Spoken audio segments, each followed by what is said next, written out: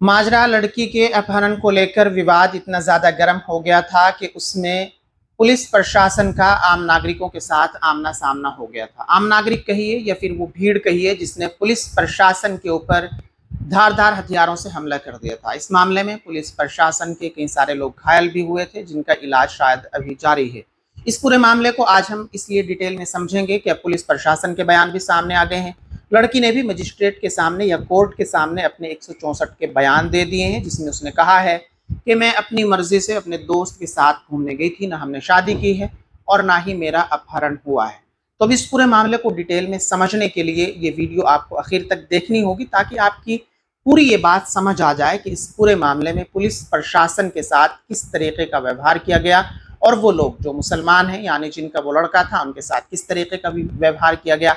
एक भीड़ किस तरीके से एक गांव में जाकर टूट पड़ने की कोशिश करती है और पूरे जो इलाका है उसको दंगे की आग में धकेलना चाहती है। ये बात भी आज की इस वीडियो में हम आपको समझेंगे। आप वीडियो में हमारे साथ आखिर तक बने रहिए। अस्सलाम वालेकुम वरहमतुल्लाहि वबरकातुहू। मैं अब्दुल सत्तार एक खास और अहम वीडियो में आपके साथ हाजिर हूँ।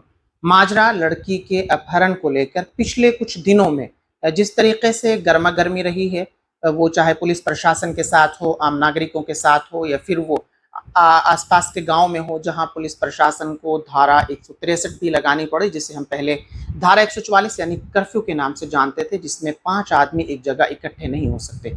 कौन लोग हैं जिन्होंने इस धारा का भी उल्लंघन किया है, उसके बारे में भी आज की इस वीडियो में हम ज़रूर बात करेंगे। लेकिन सबसे पहले हम इस पूरे मामले को समझने की कोशिश करेंगे कि इस तरीके की नौबत कि पुलिस प्रशासन के लोगों के ऊपर पथराव, धारदार हथियारों से उनके ऊपर हमला करना और पुलिस प्रशासन का आमना सामना करना, इस तरीके की नौबतें क्यों आई और क्यों पुलिस प्रशासन को इस पूरे मामले में चुप्पी तोड़नी पड़ी, क्यों पुलिस प्रशासन के आला अधिकारियों को एक समाज के लोगों ने खालिस्तानी तक कहा। ये मैं नहीं कह रहा हूँ, ये पुलिस प्रशासन के आला अधिकारियों ने कैमरे के सामने भी कहा है, जिसकी वीडियो हम वीडियो के आखिर में आपको ज़रूर सुनवाएंगे।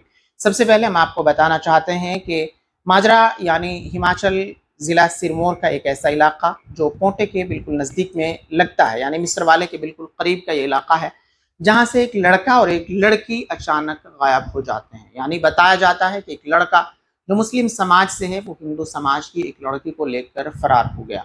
उसके बाद ये बातें सामने आई कि लड़का भी नाबालिग है और लड़की भी नाबालिग है, यानी दोनों माइनर हैं।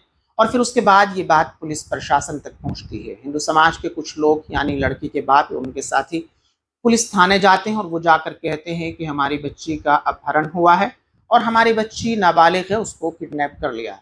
पुलिस इस पूरे मामले को इन्वेस्टिगेट करना शुरू कर देती है और पुलिस कहती है कि हम इस मामले में जल्दी लड़की को बरामद करेंगे, जल्दी ही लड़के को भी बरामद कर लेंगे और इस पूरे मामले में हम फैमिली के साथ हैं। पुलिस अपने काम को शुरू कर देती है, लेकिन पुलिस प्रशासन के ऊपर प्रेशर डाला जाता है कि आपको इस पूरे मामले को जल्दी ही हैंडल करना होगा। पुलिस इस पूरे मामले को लेकर 72 घंटे का टाइम देती है कि हम 72 घंटे में लड़के और लड़की को बरामद कर लेते हैं। लेकिन बताया जाता है कि 72 घंटे गुजर जाने के बाद भी जब पुलिस के हाथ खाली थे तो फिर एक भीड़ जो है वो उसी गांव में पहुंच जाती है जिस गांव का वो लड़का था। पुलिस प्रशासन के सामने जब ये बात आती है तो पुलिस प्रशासन की एक टुकड़ी वहां पहुंचती है, यानी उस भीड़ को रोकने के लिए, क्योंकि जो काम पुलिस का है वो पुलिस को करना चाहिए और जो आम नागरिक यानी जिस गांव का वो लड़का है उस गांव के लोगों का कौन सा ऐसा जुर्म है कि आप उनके गांव में घुसने की कोशिश करती है, पुलिस प्रशासन उनको रोकने की कोशिश करता है। लेकिन इसी दौरान पुलिस के साथ वो लोग बदतमीजी करते हैं। बताया ये जाता है कि इस दौरान वो लोग पुलिस प्रशासन के ऊपर भी हमला कर देते हैं, जिसमें कई पुलिसकर्मी घायल हो जाते हैं, जिनके फोटोज और वीडियो शायद प्रशासनिक अधिकारियों ने सामने किए थे और उन्होंने बताया था कि ये हमारे लोग हैं, ये पुलिसकर्मी हैं जिनको इस मामले में चोटें लगी हैं। उसके बाद मामले को शांत करने के लिए धारा 163 लगाई जाती है और पुलिस प्रशासन कहता है कि हम इस पूरे मामले को लेकर बिल्कुल सतर्क हैं और बिल्कुल हम इस पूरे मामले को सुलझाने की कोशिश कर रहे हैं। इस दौरान वो लोग धारा 163 के लगी हुई थी। इसी दौरान बीजेपी से जो पूर्व में विधायक रहे हैं राजीव बिंदल, वो एक भीड़ के साथ धारा 163 का उल्लंघन करते हुए एक बार फिर से धरना देते हैं और पुलिस प्रशासन को लगातार चेतावनी देते हैं। इस दौरान वो पुलिस प्रशासन के आला अधिकारियों को खालिस्तानी तक कह देते हैं। इस दौरान इस तरीके की चीज़ें भी सामने आती हैं जिसमें पुलिस प्रशासन के ऊपर किस तरीके का प्रेशर आता है कि पुलिस प्रशासन के साथ मार पिटाई, पुलिस प्रशासन के साथ हाथापाई की जाती है और फिर जब कुछ वक्त गुजर जाने के बाद लड़की को बरामद कर लिया जाता है और लड़की के जो बयान मजिस्ट्रेट के सामने या लड़की के जो बयान कोर्ट में होने थे वो बयान लड़की के होते हैं। और जैसे ही लड़की ये बयान देती है कि मैं लड़के के साथ अपनी मर्जी से गई थी, वो मेरा दोस्त है, पहले भी हम लोग दोस्त थे और हम अच्छे दोस्त हैं, मैं अपनी मर्जी से गई थी, इसमें मेरे ऊपर कोई दबाव या ज़बरदस्ती नहीं की गई थी। अब इस मामले को आप एक नए मोड़ की तरफ देख सकते हैं कि अगर ये लड़की अपनी मर्जी से गई थी तो फिर ये लोग जिन्होंने पुलिस प्रशासन के साथ मारपिटाई की है, या लोग जो एक गांव के ऊपर चढ़ाई करने जा रहे थे और पूरे इलाके को दंगे की आग में झुलसाना चाहते थे, क्या इन लोगों के ऊपर अटेम्प्ट टू मर्डर में, दंगा भड़काने में, क्या इनके ऊपर मुकदमे दर्ज नहीं होने चाहिए? वो लोग बताया जा रहा है कि बीजेपी के अध्यक्ष हों या फिर बीजेपी के पूर्व में विधायक रहे हों राजीव बिंदल, या इनके अलावा कई हिंदू युवा मंच के जो लोग थे वो इस पूरे मामले में मौजूद रहे हैं। और जो भीड़ थी उसमें बहुत सारे बच्चे माइनर बताए जा रहे हैं। जो भीड़ वहां हजारों की धारा 163 का उल्लंघन करते हुए जमा हुई थी, उसमें भी बहुत बड़ी तादाद में लड़के माइनर थे, छोटी छोटी उम्र के लड़के थे। और अजीब बात यह है कि उसके बाद जब पुलिस प्रशासन ने तमाम उन लोगों को पहचाना और उन लोगों को वीडियोज और फोटोज के जरिए से पुलिस प्रशासन ने इन्वेस्टिगेट किया, जिन लोगों ने पुलिस प्रशासन के साथ मारपिटाई की थी, पुलिस प्रशासन के ऊपर पथराव किया था, उनमें कोई भी शख्स लोकल नहीं था, यानी माजरा और माजरा के अतराफ के नहीं थे। वो तमाम लोग बीजेपी के विधायक राजीव बिंदल के अतराफ से थे। उनकी तमाम की जो पहचान हुई है वो नाहन या नाहन के नजदीकी इलाकों से हुई है, जिससे आपको पूरा का पूरा मामला समझ आ जाएगा कि किस तरीके से बाहरी लोगों को लाकर माजरा और माजरा के अतराफ में दंगा भड़काने की एक साजिश रची गई। शासन की सही सूझबूझ और ईमानदारी से काम करने की वजह से माजरा दंगे की आग से तो बच गया, लेकिन शायद नफरत की आग से नहीं बचेगा, क्योंकि नफरत इतनी है जिसका अंदाजा लगाया जाना मुश्किल है। कि भाई अगर कोई लड़का किसी लड़की को लेकर फरार हो गया तो फिर लड़के और लड़की का जुर्म है, और ये हमारे मुल्क का जो कानून है इसने अधिकार भी दिया है कि कोई किसी के भी साथ शादी कर सकता है। जबकि मैं खुद बजाते खुद इस बात के लिए राजी नहीं हो सकता, मैं इस बात का सपोर्टर नहीं हूँ कि कोई किसी की बच्ची को लेकर फरार हो जाए। सबकी इज्जतें हुआ करती हैं, ऐसा नहीं होना चाहिए। लेकिन जो चीज़ें कानूनी हैं, जो कानून ने हमें और आपको अधिकार दिए हैं, हमें ये नहीं लगता या हम ऐसा नहीं कर सकते कि हम उन कानूनों का भी उल्लंघन करते हुए नजर आए। लड़का और लड़की दोनों नाबालिग हैं, दोनों को पुलिस प्रशासन ने बरामद कर लिया। लड़की के बयान मजिस्ट्रेट के सामने हो गए, जिसमें लड़की ने साफ कह दिया है कि मैं अपनी मर्जी से अपने दोस्त के साथ घूमने गई थी, मुझे न किडनैप किया गया था, ना ही मेरा अपहरण हुआ था और ना ही मैंने शादी की है, हम दोनों अच्छे दोस्त हैं। मामले को लेकर माजरा और माजरा के नजदीक में जिस तरीके से नफरत की आग फैली है, उस आग के जिम्मेदार कौन है? माजरा और माजरा के नजदीक में जिस तरीके से एक डर का माहौल बनाया गया, उस डर के जिम्मेदार कौन है? माजरा और माजरा के अतराफ में जिस तरीके से एक भीड़ लगातार मुसलमानों के ऐसे गाँव पे जहाँ मुसलमानों के 10-15 घर रहते हैं उन पे टूट पड़ने की कोशिश करती है, कितना सारा नुकसान हो जाता अगर पुलिस प्रशासन के लोग मौजूद ना होते, पुलिसकर्मी अगर अपने सरों में डंडे ना खाते, अपने सरों में लाठियां ना खाते, तो फिर मुसलमानों का कितना ज्यादा नुकसान हो जाता। ये तो पुलिस प्रशासन ने बहुत ज्यादा ईमानदारी के साथ वहां पे काम किया है। पुलिस प्रशासन ने बहुत रिस्पॉन्सिबिलिटी लेकर इस पूरे के पूरे मामले को इन्वेस्टिगेट किया है, सुलझाया है, और जो पुलिस प्रशासन के आला अधिकारी हैं उन्होंने बिल्कुल ईमानदारी के साथ इस पूरे मामले को सुलझाने की कोशिश की है। इसीलिए माजरा और माजरा के अतराफ के ये इलाके दंगे की आग से बच गए हैं।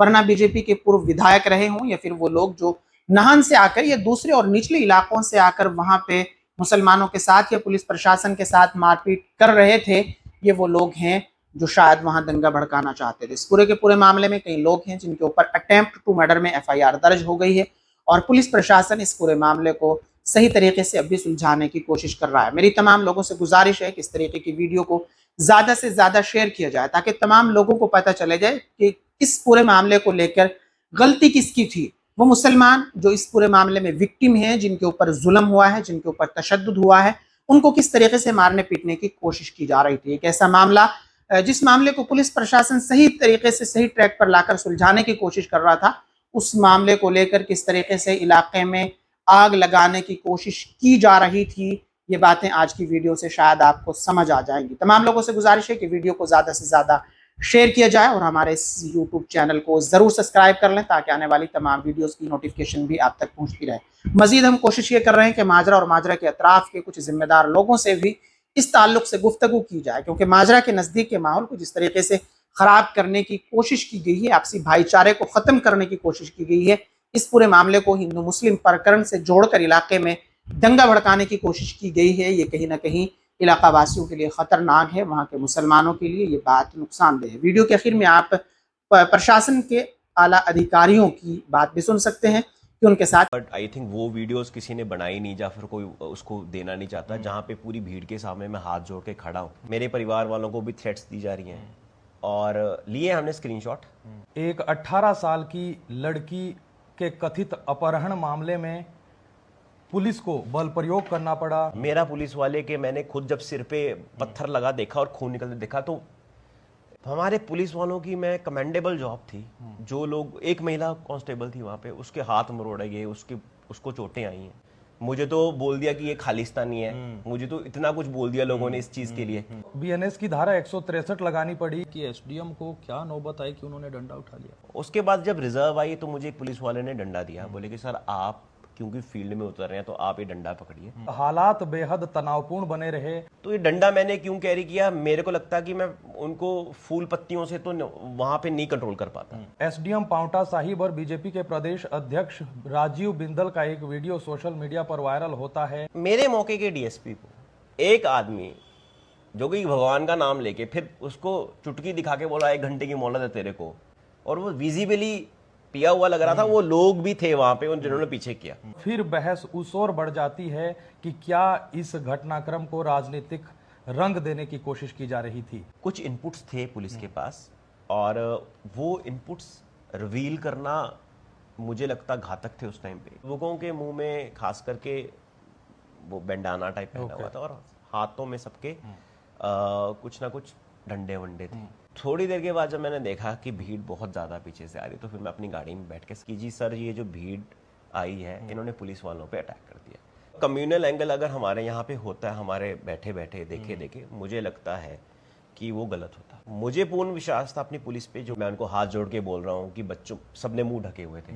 अगर तुम्हें इतना ही गर्व है जो तुम कर रहे हो, तुमने मुंह क्यों ढके हुए हैं। एचपी पुलिस रूल 12.6 बोलता है कि जब क्राउड कंट्रोल करना है तो एसडीएम जो है वो उस सब डिवीजन का सबसे बड़ा पुलिस ऑफिसर बन जाता है। मैंने सिर्फ डीएसपी साहब के पीएसओ को बोला कि मैंने कहा इसको पकड़ो, ये कौन व्यक्ति है जो शराब पी के जय श्री राम के नारे लगा रहा है। अगर आपको लगता है कि शराब पी के जय श्री राम के नारे लगाए जा सकते हैं तो सर मैं आपसे सहमति नहीं रखता, और सर मैं मरते दम तक उन लोगों का विरोध करता रहूंगा जो लोग भगवान का नाम शराब पी के या नशा लेके लेंगे।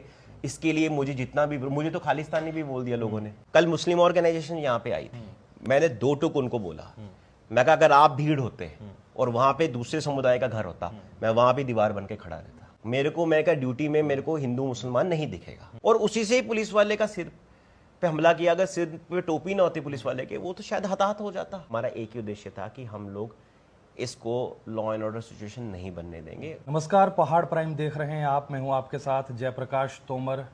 पांवटा साहिब में बीते 2-3 सालों के भीतर कई दफा माहौल तनावपूर्ण बना, सांप्रदायिक दंगे भड़कने तक की नौबत आ गई। लेकिन प्रशासन कहिए, स्थानीय प्रशासन या पुलिस या फिर स्थानीय विधायक, इन लोगों ने ऐसे मौक़ों पर कई दफ़ा समझदारी दिखाई और जो हालात तनावपूर्ण हो रहे थे वहां पर कहीं ना कहीं शांति बनाए रखी। बीते दिनों माजरा थाना क्षेत्र के तहत एक बहुत बड़ा घटनाक्रम घटा। एक 18 साल की लड़की के कथित अपहरण मामले में पुलिस को बल प्रयोग करना पड़ा। कई लोग वहां पर विरोध प्रदर्शन में शामिल हुए। बीएनएस की धारा 163 लगानी पड़ी और इस दौरान बीजेपी के प्रदेश अध्यक्ष भी वहां पर पहुंचे।